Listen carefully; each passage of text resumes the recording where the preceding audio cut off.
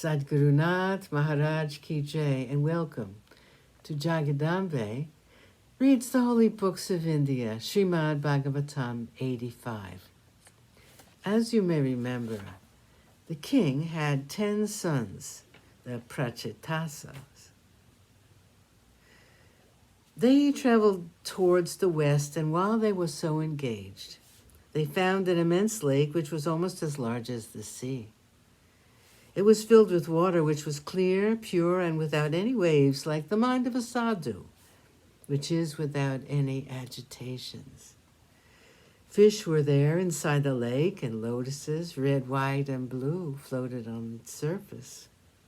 Water birds made sweet music, and this was echoed by the music of the bees, which were drunk with the honey from the flowers, abounding there.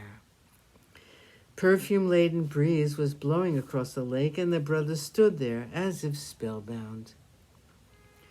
They heard sweet music, and they were intrigued as to where it came from. All of a sudden, out of the heart of the lake rose Lord Mahadev with all his attendants. He was glowing golden, and his beautiful neck was black with the poison which he had swallowed for the good of the world. A smile lit up his face, and the princes, after a stunned moment, fell at his feet and worshipped him. He blessed them and said, "I know you are the sons of Bahishat, and that you are great devotees of Lord Narayana. I also know why you have come to the forest to perform tapas. I have come to help you. I will teach you the great incantation which will make you see the Lord in person." Mahadev taught them the Rudra Gita, which is an invocation for Narayana, and said, if you repeat this mantra every day with a steady mind, you will attain whatever you desire. He then vanished from their sight. The Prachetasas entered the water, and there they performed tapas for a long time. Narayana, pleased with their devotion, appeared before them and said, "I am pleased with your tapas. Ask me what you desire most, and I will grant you that. I know that you have been commanded by your father to perform tapas in order to continue the line of kings. I assure you that a son will be born to you, who will be a Prajapati. His fame will spread all over the world, and he will be remembered by posterity."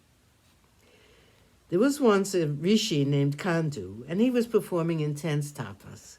Indra, with the intention of disturbing his tapas, sent down to earth an apsara called Pramlocha. The rishi became so enamored of her that he spent many years with her, tasting the pleasures of the senses. A daughter was born to them. Pralocha abandoned the child in the forest and went back to the heavens. The child, which was weeping, was adopted by the trees and the forest. Taking pity on the child, the moon came and placed his index finger into her mouth and fed her with nectar. The child is now a woman. Her beauty is heavenly. She will be the wife to all of you, and she will bear a son who will be a Prajapati. The Prachetasas were overwhelmed by the sight of the Lord. Composing themselves, they fell at his feet and praised him. Accepting their worship with a gracious smile, Narayana vanished from their sight. The brothers then rose out of the water, and they saw the entire face of the earth covered by trees, and nothing could be discerned. They became angry and tried to burn the entire forest.